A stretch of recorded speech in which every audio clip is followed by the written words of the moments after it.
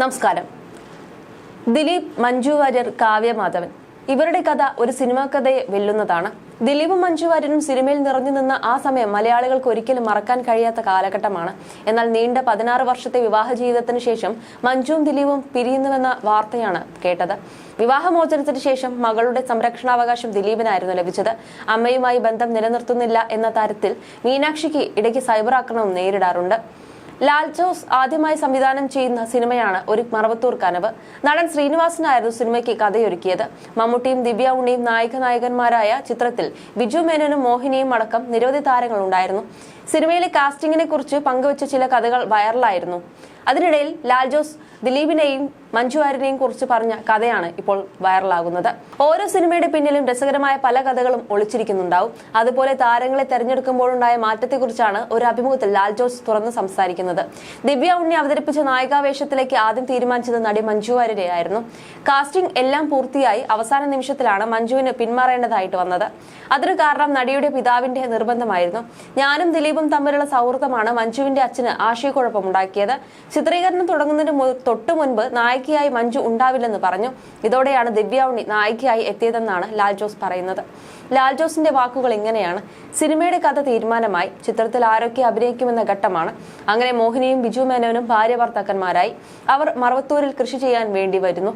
മുത്തശ്ശിയായി Sukumari ചേച്ചിയെയും finalise ചെയ്തു. മുത്തശ്ശിയുടെ പേരക്കുട്ടിയായി മഞ്ജു വാര്യരെയും തീരുമാനിച്ചു. ചിത്രത്തിൽ ബിജു മേനോന്റെ ജ്യേഷ്ഠനായിട്ട് വരുന്ന ക്യാരക്ടർ മമ്മൂട്ടിയുടേതാണ്. അങ്ങനെ സിനിമയുടെ മേജർ കാസ്റ്റിംഗ് ഒക്കെ കഴിഞ്ഞു. പക്ഷെ ഷൂട്ടിംഗ് തുടങ്ങാറായപ്പോൾ മഞ്ജുവിന്റെ അച്ഛൻ ഈ സിനിമയിൽ നിന്ന് പിന്മാറുകയാണെന്നും ചെയ്യാൻ താല്പര്യമില്ലെന്നും അറിയിച്ചു.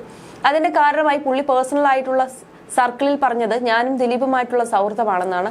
അവിടെ മഞ്ജു വന്നാൽ ദിലീപ് അവിടെ എന്റെ സെറ്റിലേക്ക് സുഹൃത്തെന്ന നിലയിൽ വരും. ഞാൻ അതിനുള്ള അവസരം ഉണ്ടാക്കി കൊടുക്കും എന്നൊക്കെ അദ്ദേഹം പറയുന്നു. അങ്ങനെ ഇമ്മീഡിയറ്റ് ആയിട്ട് അടുത്ത ഓപ്ഷൻ എന്താണെന്ന് ആലോചിച്ചു. അങ്ങനെയാണ് ദിവ്യ ഉണ്ണി നായികയായി എത്തിയതെന്നാണ് ലാൽ ജോസ് പറയുന്നത്.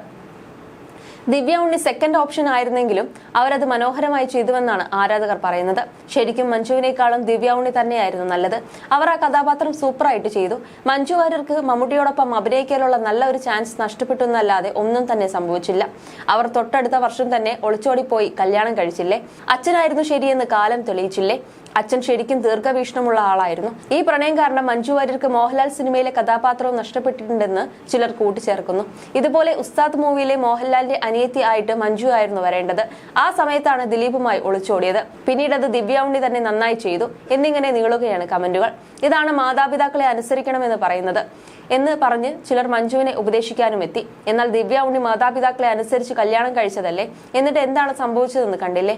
ആര് കണ്ടുപിടിച്ചാലും എങ്ങനെ ജീവിക്കുന്നു എന്നതിനാണ് കാര്യമെന്നും ആരാധകർ പറയുന്നുണ്ട്.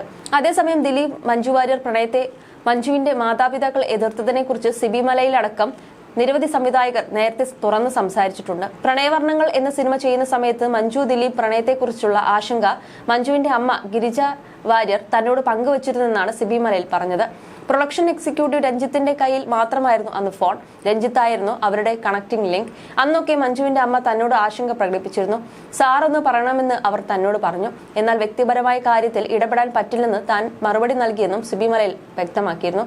എന്തായാലും കരിയറിന്റെ ഏറ്റവും മികച്ച സമയത്ത് നിൽക്കുമ്പോഴാണ് മഞ്ജു വാര്യർ ദിലീപിനെ വിവാഹം ചെയ്യുന്നത്. വിവാഹത്തിന് ശേഷം നടി സിനിമാ രംഗം വിട്ടു.